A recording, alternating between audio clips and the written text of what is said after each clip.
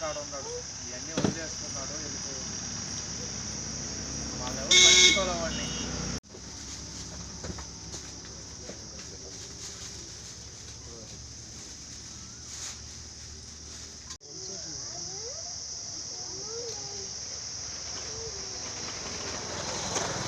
స్వామి వారికి జై సింధూర ఆంజనేయ స్వామి వారికి ఏం చేయలేదు ఆడుండయి తాత ఆంధ్ర తాత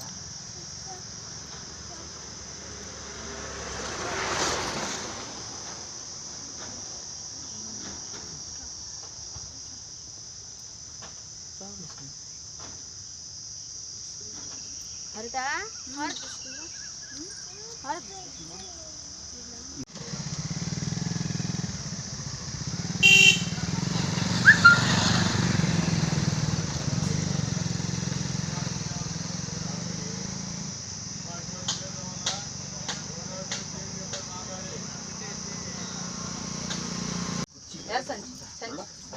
అదే అదే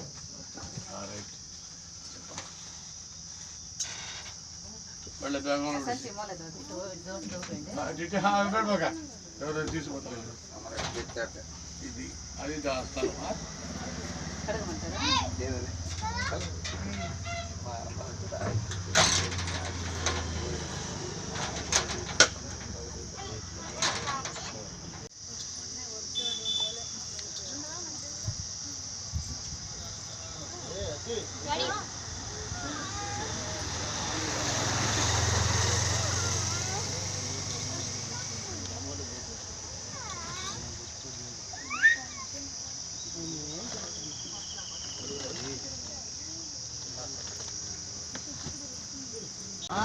ఇంట్లోనే బొట్టలతో కాకుండా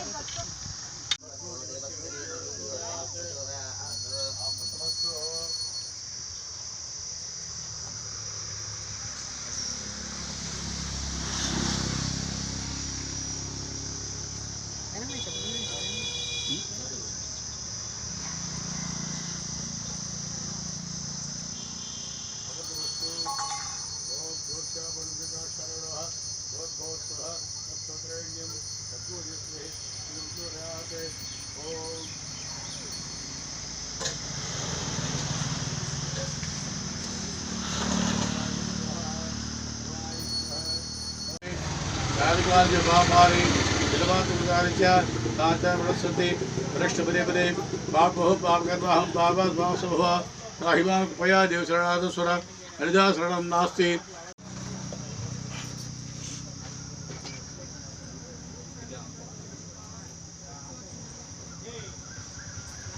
అట్లా పేరుతో వచ్చేస్తూ ఒక బ్యాచ్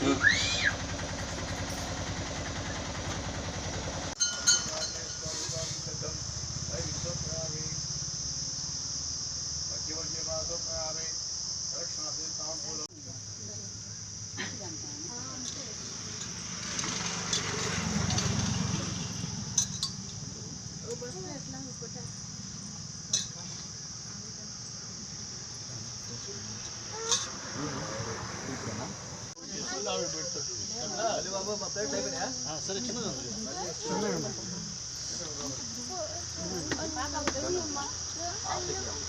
రోడ్లో బాబా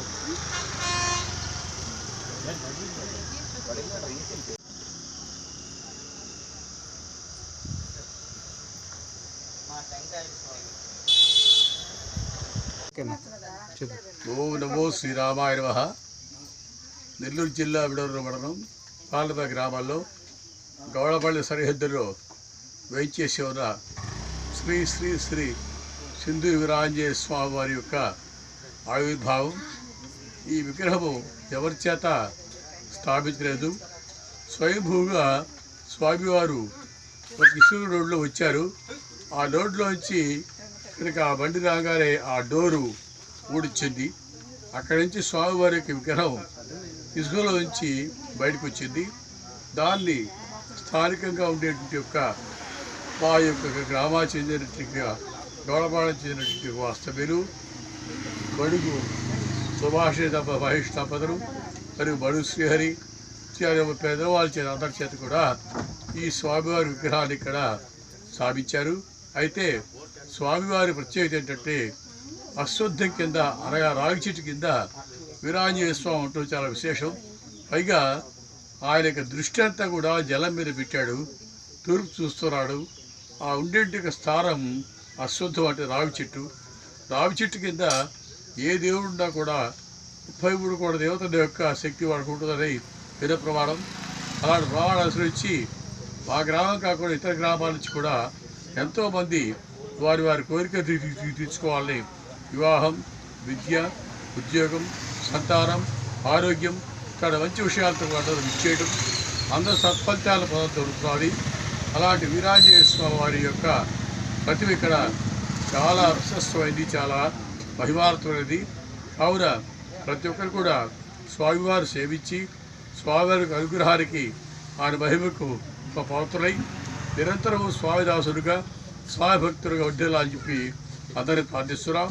పైగా ప్రతి సంవత్సరం దర్శించి సేవించి వారి అనుగ్రహానికి పాత్రులై అందరూ అభివృద్ధి పొందాలని చెప్పి ఆ రాముని యొక్క ఆ వీరాంజనేయ స్వామి కృప అందరి మీద ఉండాలని చెప్పి ప్రార్థిస్తూ జై శ్రీరామ్, జై శ్రీరామ్, జై శ్రీరామ్.